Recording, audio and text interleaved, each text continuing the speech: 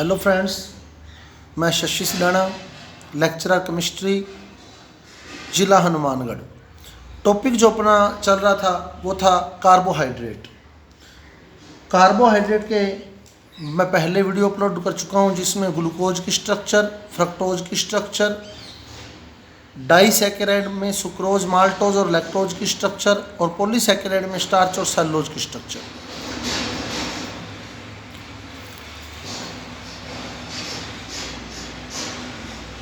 अब मैं एक बार फिर कार्बोहाइड्रेट के कुछ टॉपिक जिसमें हम डी और एल विन्यास कैसे लिखते हैं, एनोमेरी कार्बन क्या है और परिवर्ती ध्रुवण घूर्णन क्या है, तो ये टॉपिक मैं डिस्कस करूंगा आज। डीएल विन्यास, एनोमेरी कार्बन और परिवर्ती ध्रुवण घूर्णन।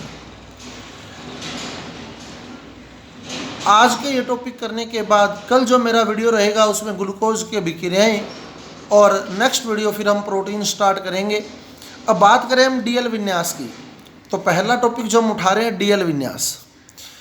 डीएल विन्यास जो है वो एक्चुअल में जो निरपेक्ष विन्यास दिया गया था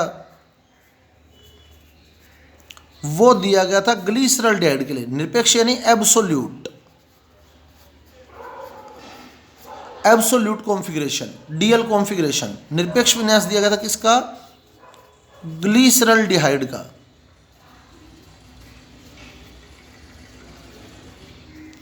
अब ग्लिसरॉल्डिहाइड के दो फॉर्म बनाई गई थी, CHO, CH2OH, OH और H, और दूसरा था CHO, CH2OH,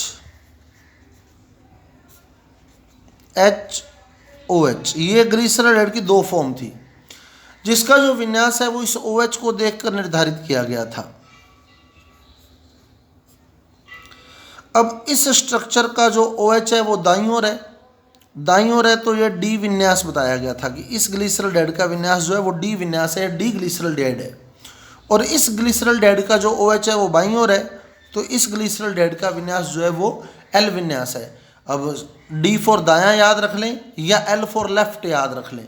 एक बात याद रखो, डी फॉर दायां या एल फॉर लेफ्ट, दोनों में से एक बात याद रख लें। तो अगर एल लेफ्ट साइड है तो कॉमन सी बात है डी राइट साइड होगा, या हिंदी में डिस्कस करें डी फॉर दायां, तो दायां अगर डी है तो बायां एल होगा। तो दोनों में से एक मेथड कोई भी याद रख ले हम। डी और एल विन्यास एक्चुअल में ग्लिसरॉल्डिहाइड के लिए दिया गया था। अब इसको कार्बोहाइड्रेट पर कैसे अप्लाई किया जाता है, ग्लूकोज की स्ट्रक्चर से मैं बताऊंगा आपको। तो जिसने मेरा पहले वाला वीडियो नहीं देखा है ग्लूकोज का, क्योंकि उसी से निकलेंगी ये सारी बातें आज, तो वो उस वीडियो को ज़रूर देखें। डिस्क्रिप्शन बॉक्स में मैं लिंक छोड़ रहा हूँ सारे वीडियोज़ का, ग्लूकोज, फ्रक्टोज, डाइसैकेराइड और पॉलीसैकेराइड का। तो जिसने वो वीडियो नहीं देखे हैं वो पहले डिस्क्रिप्शन बॉक्स से वो वीडियो देख लें, फिर इस वीडियो को टच करें। तो अब ग्लूकोज क्या है, स्ट्रक्चर बना रहा हूं मैं उसकी। CHO,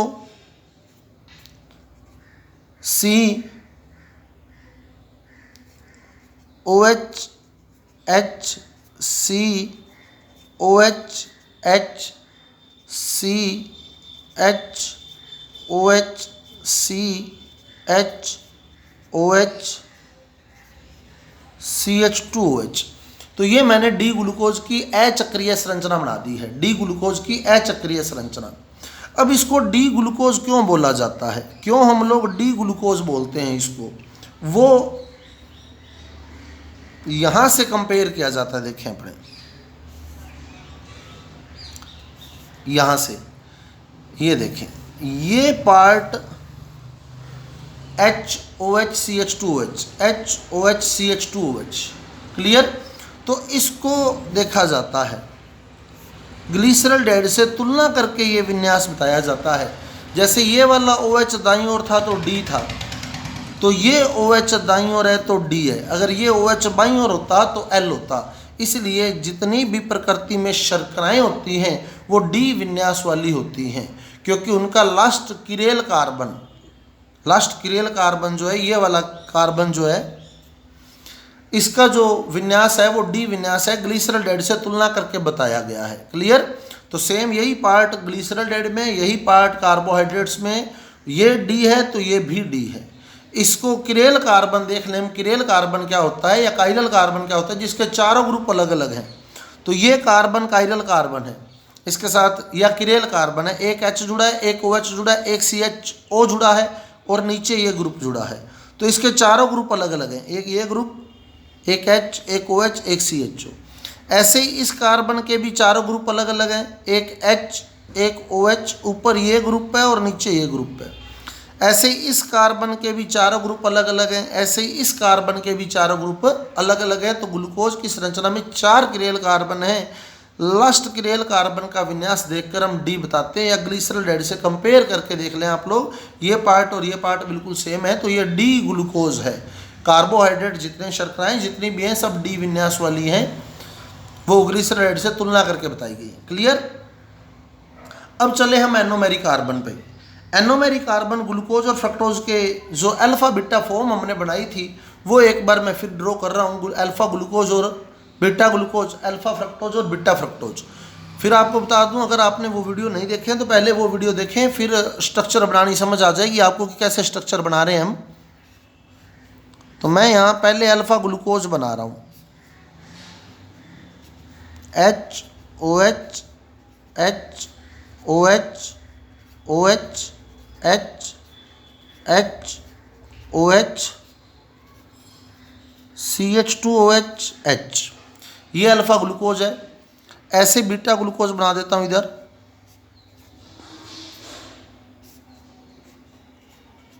OH, H, H, OH, OH, H, H, OH, CH2OH, H। तो ये बीटा ग्लूकोज बन गई।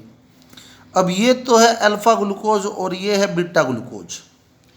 अब इनको कंपेयर करें हम कि एनोमेरिक कार्बन क्या है, फिर फ्रक्टोज में भी आपको क्लियर कर दूंगा। तो इसमें हम इस कार्बन का विन्यास देखें,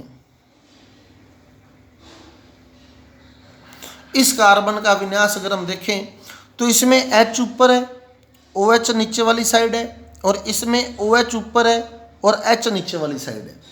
इसमें H ऊपर OH नीचे, इसमें OH ऊपर H नीचे है। बाकी किसी भी कार्बन को देख लें आप, चाहे वो ये कार्बन हो, ये वाला, चाहे वो ये वाला कार्बन हो, चाहे वो ये वाला कार्बन हो, चाहे वो ये वाला कार्बन हो, ये चारों कार्बन का विन्यास आप देखें बिल्कुल सेम है, बिल्कुल सेम है। सिर्फ एकमात्र ये कार्बन ऐसा है जिसका विन्यास जो है वो अलग अलग है। बाकी देखिए इसमें H ऊपर OH नीचे, H ऊपर OH नीचे, OH ऊपर H नीचे, OH ऊपर H नीचे, H ऊपर OH नीचे, H ऊपर OH नीचे, CH2OH ऊपर H नीचे, CH2OH ऊपर H नीचे। क्लियर। सिर्फ एकमात्र ये पहला कार्बन जो है ग्लूकोज का, ये अलग अलग विन्यास रखता है, यही कार्बन एनोमेरिक कार्बन कहलाता है, एनोमेरिक कार्बन। और ग्लूकोज पे 1 नंबर पे जो समूह था वो एल्डिहाइड समूह था, 1 नंबर कार्बन पे जो समूह था वो एल्डिहाइड समूह था, और ये 1 नंबर कार्बन है, यानी यहाँ पहले एल्डिहाइड समूह था, चक्रीय संरचना बनने के बाद इसने ये विन्यास पाया है। और एल्डिहाइड या कीटोन समूह जो होते हैं उनको हम संयुक्त रूप से कार्बोनिल समूह कहते हैं, कार्बोनिल समूह। तो अब एनोमेरिक कार्बन की परिभाषा हम क्या लिखेंगे, देखो ये एक युग्म बन गया, जोड़ा है अल्फा बीटा का, एक अल्फा है एक बीटा है इस जोड़े के अंदर। तो प्रकाशिक समावयवियों का वह युग्म, प्रकाशिक समावयवियों का वह युग्म जो कार्बोनिल कार्बन पर अलग अलग विन्यास रखता है, ये कार्बोनिल कार्बन है दोनों, ये दोनों एल्डिहाइड कार्बन है, पहले ये एल्डिहाइड थे अब भी उन्होंने ये विन्यास प्राप्त किया है। और एल्डिहाइड और कीटोन को हम संयुक्त रूप से कार्बोनिल समूह बोलते हैं, और जो एल्डिहाइड वाला कार्बन है उस कार्बन को हम कार्बोनिल कार्बन कहते हैं। तो प्रकाशिक समावयवियों का वह युग्म जो कार्बोनिल कार्बन पर भिन्न भिन्न विन्यास रखता है एनोमर कहलाता है। ये दोनों एनोमर हैं एक दूसरे के, ये दोनों एक दूसरे के एनोमर हैं। तो प्रकाशिक समावयवियों का वह युग्म जो कार्बोनिल कार्बन पर भिन्न भिन्न विन्यास रखता है एनोमर कहलाता है, और कार्बोनिल समूह का यह कार्बन या यह कार्बोनिल कार्बन एनोमेरिक कार्बन कहलाता है। तो वापस क्लियर कर लें, प्रकाशिक समावयवियों का वह युग्म जो कार्बोनिल कार्बन पर भिन्न विन्यास रखता है एनोमर कहलाता है, और इस कार्बोनिल कार्बन को हम एनोमेरी कार्बन कहते हैं। ग्लूकोज के दो एनोमर होते हैं, एक अल्फा और एक बीटा, एक अल्फा और एक बीटा, और एनोमर का निर्माण होता है ग्लूकोज की चक्रीय संरचना बनने के कारण। अगर चक्रीय संरचना नहीं बनती तो एनोमर भी नहीं बनते। अब फ्रक्टोज में चलें अपन, तो फ्रक्टोज ड्रॉ कर रहा हूं यहां। तो पहले अल्फा फ्रक्टोज बना रहा हूं, CH2OH, OH, OH, H, H, OH, CH2OH, H, ये अल्फा फ्रक्टोज। ऐसे बीटा फ्रक्टोज बन जाएगी, OH, CH2OH, OH, H, H, OH, CH2OH, H, तो ये बीटा फ्रक्टोज बन गई। अब इसमें भी हम कंपेयर करें तो ये वाला जो कार्बन है, ये वाला सेकंड कार्बन है ये, क्योंकि 1 नंबर कार्बन ये है, तो ये 2 नंबर कार्बन है। और फ्रक्टोज में 2 नंबर पे कीटोन समूह था, तो 2 नंबर कार्बन या भिन्न भिन्न विन्यास रख रहा है, यानी कीटोन समूह वाला कार्बन या भिन्न भिन्न विन्यास रख रहा है। और एल्डेहाइड को संयुक्त रूप से कार्बोनिल कार्बन बोलते हैं, यानी वही बात सेम, बाकी सबका विन्यास सेम है, चाहे इसको देखें चाहे इसको चाहे इसको, बाकी सबका विन्यास सेम है। तो डेफिनेशन क्या बनेगी?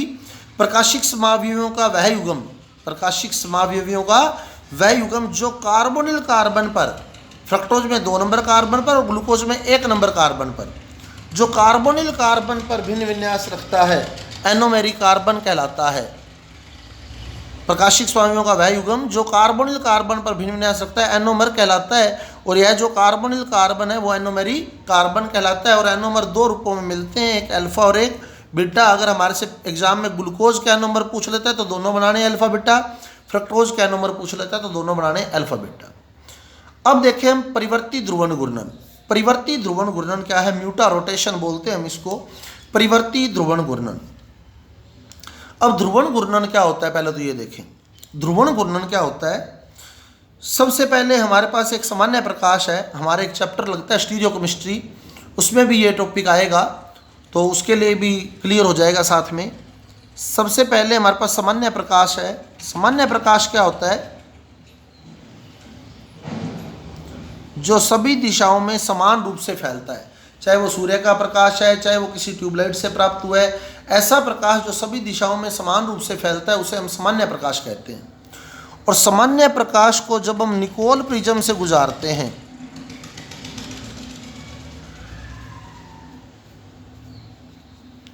यह निकोल प्रिज्म हो गया। सामान्य प्रकाश को जब हम निकोल प्रिज्म से गुजारते हैं तो हमें एक ऐसा प्रकाश प्राप्त होता है जो एक ही तल में कंपन करता है या एक ही तल में घूर्णन करता है। इस प्रकाश को हम समतल ध्रुवित प्रकाश बोलते हैं। तो यह बन गया समतल ध्रुवित प्रकाश।